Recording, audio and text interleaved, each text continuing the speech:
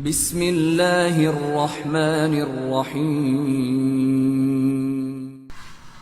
السلام عليكم ورحمة الله تعالى وبركاته. الحمد لله الذي جعل الإسلام دينا وبعث رسوله شاهدا ومبشرا ونذيرا وأنزل القرآن ما هو شفاء ورحمة للمؤمنين يهدي للتي هي أقوم ويبشر المؤمنين الذين يعملون الصالحات بأن لهم من الله أجرا كبيرا. نحمده تبارك وتعالى ونستعينه ونستغفره ونتوب إليه ونتوكل عليه ونعوذ بالله من شرور أنفسنا ومن سيئات أعمالنا. من يهده الله فلا مضل له ومن يضلل فلن تجد له وليا مرشدا. أشهد أن لا إله إلا الله وحده لا شريك له له الملك وله الحمد يحيي ويميت خالق كل شيء وقدره تقديرا. وأشهد أن سيدنا وحبيبنا محمدا عبده ورسوله أرسله الله تبارك وتعالى إلى الناس كافة وداعيا إليه بإذنه وسراجا منيرا. صلوات الله وسلامه عليه وعلى آله وأصحابه ومن تأدب بآدابه وتخلق بأخلاقه وتمسك بسنته إلى يوم الدين. أما بعد، فيا عباد الله، أوصيكم وأوصي نفسي المذنبة بتقوى الله عز وجل فقد فاز المتقون، لقوله تبارك وتعالى جل شأنه في محكم تنزيله وهو أصدق القائلين: يا أيها الذين آمنوا اتقوا الله حق تقاته ولا تموتن إلا وأنتم مسلمون. صدق الله العظيم. Ang lahat ng papuri at pasasalamat ay ating ialay at ipagbigay-pugay sa bukod-tangi nating Panginoon, ang nag-iisang Allah subhanahu wa ta'ala. Siya ang Panginoon na lumikha ng lahat ng sangkatauhan sa bawat sanlibutan. Tayo ay sumasaksi na ang Allah subhanahu wa ta'ala ang siyang makapangyarihan na walang katulad, pinakapuno ng kaalaman na walang katulad, at maraming pamamaraan na limit sa kaalaman ng bawat isa sa kanyang mga nilikha. Mga minamahal kong tagapakinig sa agama, sa Islam, tayo ay dapat nagkakaroon ng totoong takot at pananampalataya. Ang takot na ito, hindi takot na katulad ng takot na ginagawa ng tao sa nilikha ng Allah tabaraka wa ta'ala. Ang takot na ito, itong takot na nagbibigay ng pag-iiwas na ang isang tao, isang nananampalatayang Muslim ay umiiwas sa lahat ng mga ipinagbabawal ng Allah tabaraka wa ta'ala, sapagkat ito ang ibig sabihin ng takwa. Kayo ay matakot na baka balang araw ay makuha ninyo o mapasain nyo ang galit, ang kadumal-dumal na punishment, kaparusahan na inihanda ng Allah tabaraka wa ta'ala sa lahat ng tao. ummat al-Islam, ang Allah ang lumikha sa atin. Ang paglikha ng Allah sa atin, ito ay bukod sa kaalaman ng tao, ito ay nasa kanyang programa. Hindi ibig sabihin ang Allah subhanahu wa ta'ala ay may kailangan mula sa atin. Ngunit kung tutuusin, tayo pa ang may kailangan sa Allah tabaraka wa ta'ala. Ang Allah tabaraka wa ta'ala na siyang walang kailangan mula sa atin, ngunit hindi pa din niya tayo pinabayaan, hindi pa din niya tayo kinalimutan, at hindi niya pa din tayo iniwan sa kadiliman. Bagkus tayong mga tao ay binigyan ng Allah tabaraka wa ta'ala ng patnubay, patuloy na patnubay at gabay upang tayo ay hindi malihis sa landas ng kaisipan, landas ng gawain, at higit sa lahat, landas ang malihis sa landas ng tunay na pagmamahal. Tayong mga tao ang may kailangan sa Allah tabaraka wa ta'ala. Ngunit marami pa rin sa atin ang nakakalimot. Marami pa din sa atin ang hindi naisipang humarap at hindi naisipang tumakbo sa Allah subhanahu wa ta'ala. Bakit kaya ganon, mga ummat Islam, na ang Allah ay walang kailangan sa atin ngunit hindi niya tayo kinalimutan? Tayong mga tao ang may kailangan sa Kanya. Ang dali-dali ng buhay para sa atin na Siya ay ating nakalimutan. Mga minamahal kong tagapakinig, isa sa mga pinakamahalagang dahilan bakit ang Allah subhanahu wa ta'ala ay naglikha ng katulad nating tao ay upang sumamba, upang kumilala o kaya magbigay ng papuri at pasasalamat sa Kanya. Ang pagsamba na ito ay inuunahan ay ang pinakamalaking pagsamba na ika nga sinasabi nating worship, ito ang pananampalataya. Sa pananampalataya, dito natin makikita ang tao pag mabuti ang kanyang gawain, mabuti ang kanyang hangarin. Dito natin mame-measure o kaya masusukat ang kanyang tunay na pananampalataya.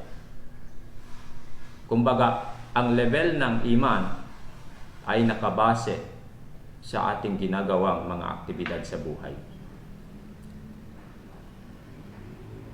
Kabilang sa pananampalataya ang tinatawag nating pagtitiwala.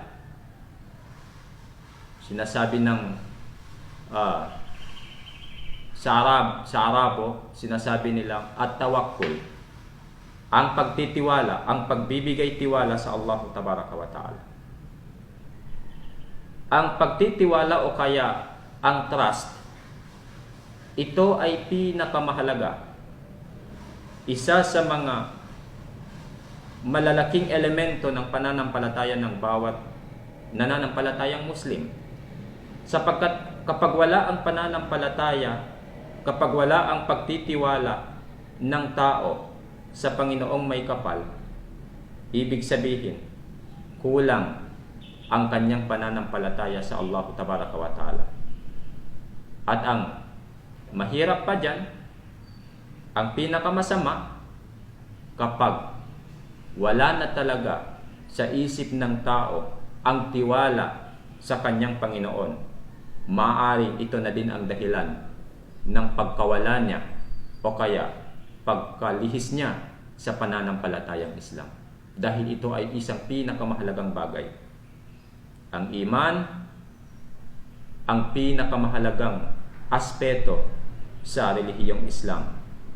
Pag wala ang iman, kahit gaano pa kabuti ang ginagawa ng isang tao, ito ay walang saysay sa paningin ng Allah Tabaraka wa Ta'ala.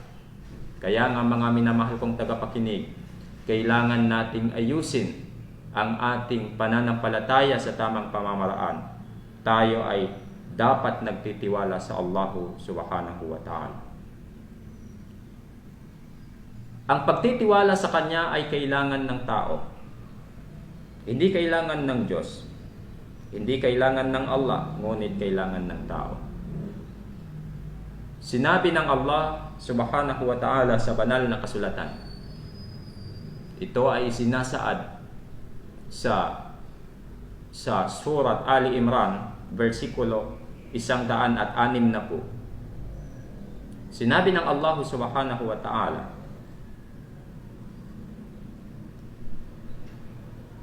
"Iyansurukumullah fala ghaliba lakum." Kapag kayo ay tinulungan ng Allah, kapag kayo ay hinawakan ng Allah, kapag kayo ay kinuha ng Allah, ibig sabihin hindi pinabayaan ng Allah Subhanahu wa Ta'ala, fala ghaliba lakum, wala nang makakatalo sa inyo, wala nang lalakas pa mula sa inyo, wala nang makakapagbigay kahinaan sa inyo, wala nang makakapagbigay ng mga masasamang plano laban sa inyo. Ito ang ibig sabihin ng ayat. Wa iyahdulkum, ngunit kapag kayo ay ibinaba ng Allah mula sa kanyang paningin, kapag kayo ay binitawan ng Allah mula sa kanyang tulong, kapag kayo ay iniwan ng Allah sa kadiliman, faman dalladhi yansurkum min ba'di, sino pa kaya ang makakatulong sa inyo maliban sa Kanya? Kaya nga sinabi niya sa huling salita, wa 'alallahi falyatawakkalul mu'minun. Kaya nga dapat talaga sa Allah ibinibigay ng mga nananampalataya ang kanilang pagtitiwala. Mga minamahal kong tagapakinig, ito ang dahilan kung bakit kailangan nating magtitiwala sa Allah Subhanahu wa Ta'ala. Maliban sa ito ay simbolo, ito ay malaking elemento ng ating pananampalataya, ito din ay kailangan natin bilang tayo ay mga nilikhang mahihina, tanging sa Kanya lang tayo kumukuha ng lakas. Sapagkat ang buhay ay puno ng obstacles, puno ng implikations, puno ng problema, puno ng kahirapan. Kaya nga pag nawala ang pagtitiwala mula sa Allah Subhanahu wa Ta'ala, maraming malilihis ng landas. Ibig sabihin, meron ng mga taong sa sobrang hirap, kumakapit sa patalim, gumagawa ng masama, para lang malampasan ang pinagdadaan ng problema o kaya ang hirap. Kaya nga ang pagtitiwala ay pinakamahalaga. Ito ay simbolo ng ating pananampalataya. Sabi ng Allah sa isang Suratul Anfal, pangalawang versikulo, "Innamal mu'minuna alladhina idza dzukirallahu wajilat qulubuhum." Sa katunayan, ang mga totoong nananampalataya, ang mga totoong may pananampalataya sa Panginoong Allah, yung mga taong kapag nabanggit sa kanila ang pangalan ng Allah, kapag nadinig nila ang mga ayat ng Allah, wajilat qulubuhum, ang kanilang puso ay nanginginig, ang kanilang puso ay lumulukso, natutuwa, nakakaalala sa kanilang Panginoon. Wa idza tuliyat alaihim ayati, kapag nabanggit sa kanila ang mga kapangyarihan, ang mga signs, ang mga simbolo, ang mga palatandaan ng kapangyarihan ng Allah Subhanahu wa Ta'ala, sila ay nabibigyan ng dagdag, nadadagdagan ang kanilang pananampalataya. Wa ala rabbihim yatawakkalun, at sa kanilang Panginoon sila ay nagtitiwala ng lubos. Mga umat Islam, ito ang sinasabing ang pananampalataya, ang tawakkul ay kabilang sa pananampalataya. Sa pagbibigay ng konting kaalaman o kaya kaliwanagan patungkol dito sa sinasabi nating pagtitiwala, papaano ba ginagawa itong pagtitiwala sa Allah subhanahu wa ta'ala? Sinabi ng isang hadith ng propeta sallallahu alaihi wasallam, "Law annakum tatawakkaluna 'ala Allahi haqqa tawakkuli, la razaqakum kama yarzuqu at-tayra taghdu khimasan wa taruhu bitanan." Kapag kayo ay nagtitiwala sa Allah sa totoong pagtitiwala, sa totoo at tamang pagtitiwala, la razaqakum, katunayan kayo ay bibiyayaan ng Allah subhanahu wa ta'ala. Katulad kama yarzuqu at-tayra, katulad ng kanyang pagbibigay ng biyaya sa mga ibon. Tagdo khimasan, ang ibon umaalis ng kanilang lungga sa umaga nang walang alam kung saan sila kukuha ng kanilang survival, ng kanilang pantawid gutom. Ngunit wataruko bitanan, babalik sila sa hapon ay busog na busog at puno ng laman ang kanilang mga tiyan. Ibig sabihin, mga umat Islam, ang biyaya hindi lang pagkain, hindi lang pera. Ang biyaya, lahat ng ninanais ng tao dito sa mundo ay mabibilang natin sa tinatawag na biyaya. Ano man ang ninanais ng tao na maangkin, mayakap o makuha, kailangan nitong idaan sa tamang pagtitiwala sa Allah subhanahu wa ta'ala. Ano ba itong tamang pagtitiwala? Kasi sinabi ng hadis, haqqa tawakkuli. Haqqa tawakkuli. Tamang, totoo at tamang pagtitiwala. Ibig sabihin, ang pagtitiwala ay hindi basta-basta na sinasabi mong ako ay may tiwala sa Diyos. Dahil ito ay may mga alituntunin, ito ay may mga pamamaraan din na dapat gampanan ng tao o kaya gagawin. Ibig sabihin, may mga kondisyon. Magkaiba ang tawakkul ng mga propeta at tayong mga ummah. Ang tawakkul ng mga propeta, sinasabi sa Arabic ay tawakkulul anbiya ya'tamid 'alal wahyi. Ang kanilang pagtitiwala sa Diyos ay nakabase sa wahyi, revelation. Wa tawakkuluna, ang ating pagtitiwala sa Allah, ya'tamid 'ala syurut, ay nakabase sa mga kondisyon at pamamaraan. Ibig sabihin, sa pagtitiwala, magkaiba ang propeta at tayo. Kung naalala natin sa history ni Abraham, isang propeta na iniwan niya ang kanyang asawa sa lugar na walang katao-tao, nakakatakot, liblib, maraming mga hayop na mga mababagsik. Ano ang naisipan ni Abraham? Bakit niya iniwan? Dahil meron siyang tawakkul, ngunit ang kanyang tawakkul ay nakabase sa wahyi. Ibig sabihin, may sinabi ng Allah, may sinabi ang Allah sa kanya na huwag kang mag-alala, Ibrahim, akong bahala. Ngunit tayong tao, hindi basta-basta pwedeng gumaya sa mga ganong pamamaraan dahil iba ang ummah, iba ang propeta. Ang ummah, ang tawakkul, ang pagtitiwala ng ummah, ito ay dapat ayon sa mga kondisyon at inilalagay sa tamang pamamaraan. Ang mga propeta ay diretsong meron silang direct contact sa Allah subhanahu wa ta'ala.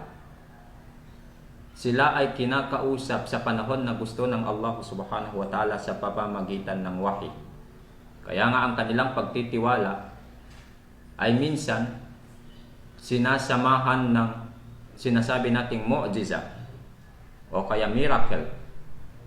Ang ginagawa ng mga propeta ay minsan naisip natin ganon kakapangyarihan, ganon kamakapangyarihan ang Panginoong Allah. Ngunit ito ay pagpapakita ng Allah na siya ay tunay na makapangyarihan.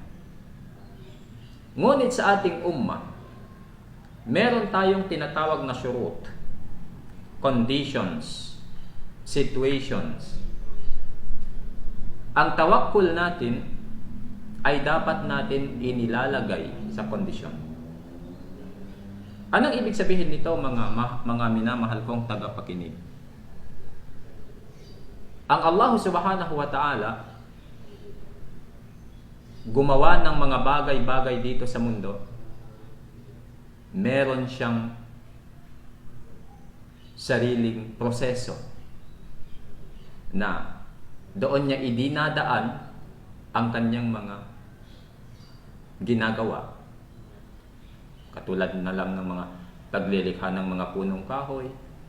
Ito ay dinadaan mula sa lupa, tapos inuulanan, tapos inaarawan.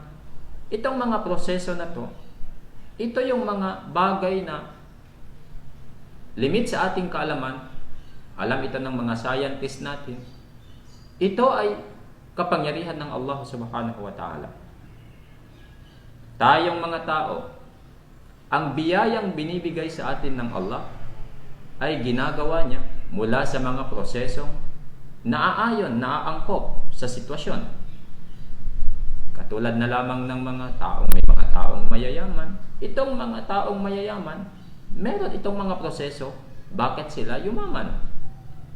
Ito namang mga taong may mga kaalaman, ito ay merong mga proseso kung bakit sila nagkaroon ng kaalaman. Ngunit, hindi mo lang dapat ibaling ang iyong pananampalataya sa kondisyon o kaya proseso.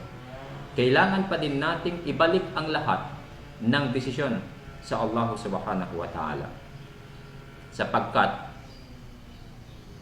ang proseso na ito, ang kondisyon na ito lang ay para sa ating ummah upang hindi tayo upang mawawala ang sisihan sa bandang huli. Ang dasal, binigay ng Allah subhanahu wa ta'ala ang dasal sa atin nakalagay sa kondisyon. Ibig sabihin, ang dasal nilagay sa mga kondisyon na kailangan maging malinis, kailangan ikaw ay nakaharap sa kibla, no? Sa direction, sa Kaaba. Kailangan ikaw ay nakasuot, no? ng malinis na damit at tinatakpan yung aura ng iyong katawan, no? Yung mga maselang parte ng katawan. Ito ang mga kondisyon. So, pag magawa mo ang kondisyon, so yun na yung panahon na ikaw na ay magtawakkal o kaya ikaw na ay magtiwala sa Allah subhanahu wa ta'ala. Hindi pwede yung may tiwala ka nga sa Allah, pero hindi mo ginagawa ang kondisyon. Kasi nga, sinabi ng hadis, haqqa tawakkuli, totoo at tamang pagtitiwala. Ibig sabihin, merong pamamaraan sa pagtitiwala. Merong pamamaraan sa pagtitiwala. Halimbawa, may mga katanungan na, bakit kailangan ang pagtitiwala sa Allah ay dumaan sa proseso? Pwede namang diretso. Ang Allah ay tumatanggap ng mga ibada na direct sa Kanya. Mga minamahal kong tagapakinig, Ang Allah subhanahu wa ta'ala ang pinakamakapangyarihang Panginoon. Walang may kapangyarihan higit sa Kanya o katulad man lang niya. Siya ang pinakamakapangyarihan. Ngunit, ginawa pa rin niya ang mga bagay-bagay sa proseso. Katulad na lamang, halimbawa itong mga sakit. Kaya niyang bigyan ng sakit ang tao kahit walang dahilan, pero hindi niya ginawa. Binigyan ka pa din niya ng sakit, may dahilan. Ibig sabihin, kung ang Allah kaya niyang magbigay ng isang bagay ng walang dahilan, pero hindi niya ginawa, dinaan pa din niya sa proseso, ikaw pa kaya isang tao ka lang na mahina, wala ka kapangyarihan, dederecho mo sa kanya ang lahat ng bagay? Hindi. Kailangan dumaan tayo sa proseso. Yan ang tamang tawakkul. Ya'tamid ala syurut. Ang tawakkul ng ummah ay nakabase sa kondisyon, sa sitwasyon. Sinabi ni isang kilalang iskolar sa itong mga nagdaang maraming taon na tinatawag nilang si Sheikh Muhammad Mutawalli Ash-Sha'rawi. Binanggit niya ang tamang tawakkul. Sabi niya, al-jawarihu ta'mal wal qulubu tatawakkal. Ang iyong katawan, ang iyong sarili ay gumagawa ng paraan, pero ang iyong puso ay nagtitiwala sa Allah subhanahu wa ta'ala. Kasi pag ang trabaho ng puso mo ay mapupunta sa katawan, halimbawa, ang tao dahil sa sobrang pagtawakkul sa Allah, dahil sa sobrang pagtitiwala sa Allah, nakaupo na lang. Gusto niyang magkaroon ng kaalaman pero hindi pumupunta ng madrasa. Gusto niyang magkaroon ng pera pero hindi niya ginagawa yung paraan upang siya'y magkapera. Gusto niyang gumaling mula sa sakit pero wala siyang ginagawang paraan upang gumaling siya mula sa sakit. Ngunit na itong mga paraan ay nandoon naman, pwede niyang gawin. Pero dahil sa kanyang pagtitiwala sa Allah, hindi niya ginawa yun. Ang pagtitiwalang ganon ay hindi tama sa pamamaraan ng Islam. Kasi ang kalalabasan ay parang sinusubukan natin ang kapangyarihan ng Allah. Hindi ba natin natatandaan? Si Propeta Isa, ang ika-24 na propeta ng Islam, ika nga sa mga Biblia, tinatawag nilang si Hesus Kristo. Isang araw, dinala ng Satanas si Isa sa tuktok ng isang mataas na gusali. Sabi ng Satanas, "O Isa, kung tunay ka ngang inaalagaan ng Diyos, kung tunay ka ngang minamahal ng Diyos, hindi sinasaktan ng Diyos, tumalon ka nga mula sa mataas na gusaling yan. Tignan natin kung totoong inaalagaan ka." Ano ang sagot ni Isa? Sabi niya, "Ang sabi ng aking Panginoon, huwag mo akong subukan." So tayong mga umma, kapag tayo ay may tiwala sa Allah subhanahu wa ta'ala, ngunit wala tayong ginagawa, para bang sinusubukan natin ang Diyos na bawal yon para sa atin. Bakit natin siya kailangan subukan? Alam naman natin na siya ang pinakamakapangyarihan. Ngunit sa kanyang programa at sa kanyang pamamaraan, lahat ng bagay ay idinaan niya sa proseso. Kahit kaya niyang idiretso, tayong mga umma walang kapangyarihan, wala tayong karapatan dumiretso sa kanya. Kailangan pa rin nating sumunod o ilagay ang lahat ng bagay sa proseso ng kanyang ginawa. Ito ang pagtitiwala. Ito ang tamang pagtitiwala, mga minamahal kong tagapakinig. Halimbawa, gusto mong magkaroon ng kapayapaan. Ginagawa natin ito sa pamamagitan ng dua, mga dalangin. Ngunit itong dalangin, kailangan pa rin ng tamang kondisyon. Ginagawa pa din yung paraan. Kasi ang lahat ng pananampalataya at ang lahat ng elemento ng pananampalataya ay dapat nakaangkop doon sa pananampalataya na sa alituntunin ng pananampalataya. Ano ba yung mga alituntunin ng pananampalataya? Sabi ng Tauhid, al-imanu qawlun wa amalun wa i'tiqad. Ang tunay na pananampalataya ay mula sa salita, ginagawa, at isinasa puso. So, ang mga elemento ng pananampalataya katulad ng tawakkul, pagtitiwala, ito ay sinasabi, ako ay may tiwala sa Allah, at ginagawa, hinahanap mo yung pamamaraan na kapag makompleto mo na yung kondisyon, saka ka na magtitiwala. Tapos, i'tiqad, isinasa puso mo talaga na lahat ng bagay ay manggagaling pa rin sa Allah subhanahu wa ta'ala. Ito lang ang dapat nating tandaan, mga nananampalatayang Muslim.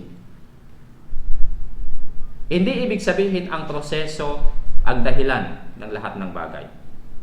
Ika nga, ito lang ay mga proseso, ngunit manggagaling pa rin sa Allah ang lahat ng desisyon. Hindi ibig sabihin pag magawa mo yung kondisyon, makukuha mo yung ninanais sa buhay.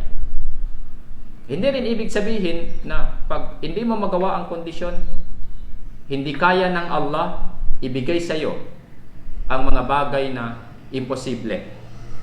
Ito lang ang dapat nating tandaan. Kasi ang tauhid ay kailangan natin ilagay sa tamang pamamaraan, sa tamang fiqh. May jurisprudence pa din tayo na lahat ng bagay ay ginagawa ayon sa tamang pamamaraan ng Islam. Mga minamahal kong tagapakinig, ito ang sinasabi nating tawakkul ala Allah, haqqa tawakkuli. Ito ay isang elemento, isang uri ng pananampalataya na pinakamahalaga, sapagkat pag ito ay wala sa tao, masasabi natin ang tao ay kulang ang kanyang pananampalataya. At ang masama pa dyan, pag mawala na talaga ang kanyang tiwala, pwede na natin siyang mabilang sa mga taong wala talagang pananampalataya sa Panginoong Allah.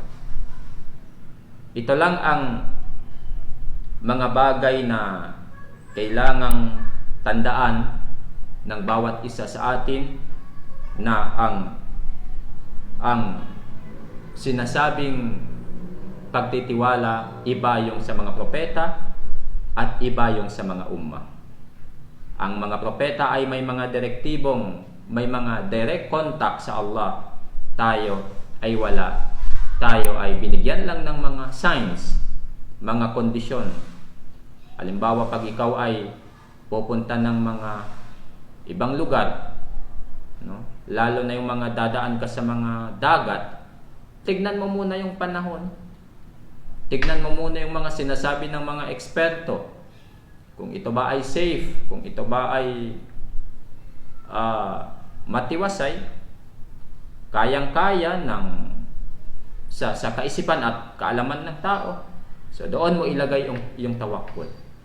Doon mo ilagay yung tawakkul kasi nandoon tayo sa kondisyon. Si Maryam, noong kanyang ipinanganak si Propeta Isa, siya ay gutom na gutom. Nakahiga siya sa ilalim ng isang kahoy na sinasabi nating hurma, yung dates, no, yung tamar. Sinabi ng Allah nung si Maryam ay wala ng lakas, na alam naman natin na si Maryam ay isang dalaga, tapos bigla lang nagkaroon ng anak nang wala man lang humawak sa kanyang lalaki, walang karanasan, gaano siya kahina sa panahon na siya ay nanganak. Pero hindi pa din basta-basta nagbigay ang Allah ng tulong nung hanggat nagbigay siya ng kondisyon. Sabi niya kay Maryam sa surat Maryam, wa huzzi ilayki bi jiz'in nakhla. Maryam, hawakan mo ang ang puno ng kahoy ng date sa iyong tabi, tusakit ilayki rutaban janiya, nang sa ganon ang bunga ng dates na yan ay mahuhulog sa iyo. Alam niyo mga kapatid, ang puno ng hurma, ang puno ng hurma ay mas malaki pa sa niyog, yung coconut tree. Sa isip lang, kapag iisipin ng mga taong intellectual, paano makakayanan ng buntis na ipagalaw yung malaking puno ng kahoy para lang mahulog yung bunga nito? Ngunit ang Allah, sinasabi dito sa aya, isang lesson, malaking lesson. Kung gusto mong makuha ang iyong ninanais, kung ikaw man ay nahihirapan, meron kang gustong mga solusyon na hinihingi mula sa Allah subhanahu wa ta'ala, kailangan gumawa ka ng paraan. Kahit anong paraan na alam mo, maliit man o malaki, at least magawa mo ang iyong tungkulin. Kasi sabi ng isang kasabihan, ya'tazimul mar'u amran wa yuqaddirullahu qadran. Sabi nila sa mga wikang Ingles, man proposes and God disposes. Ang tao ay gumagawa ng paraan, ngunit ang Allah pa din ang magbibigay ng desisyon. Ito ang ibig sabihin mga ummat al-Islam, tayo ay dapat nasa punto ng pagtitiyaga at pagsasakripisyo kung papaano natin maihatid ng ganap sa Allah subhanahu wa ta'ala ang ating tunay na pananampalataya at lahat ng mga elemento nito sa tamang pamamaraan na ibinigay ng Allah subhanahu wa ta'ala, na ika nga yung sinasabi nating mga proseso at kondisyon.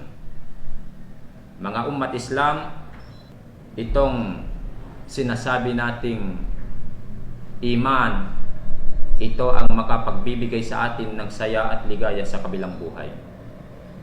At itong sinasabi nating mga alituntunin, itong mga batas, itong mga ginagawang aksyon ng ating katawan, ito naman ang magbibigay ng kaganapan, o kaya ito ay magbibigay ng dekorasyon upang makompleto natin ang tinatawag nating iman. Itong mga dasal, itong mga pag-aayuno, lahat ng mga mabubuting gawain, ito ay nagbibigay ng lakas sa ating pananampalataya sa Allah subhanahu wa ta'ala. Ating tandaan na ang buhay natin dito sa mundo ay napakaikli, sadyang napakaikli.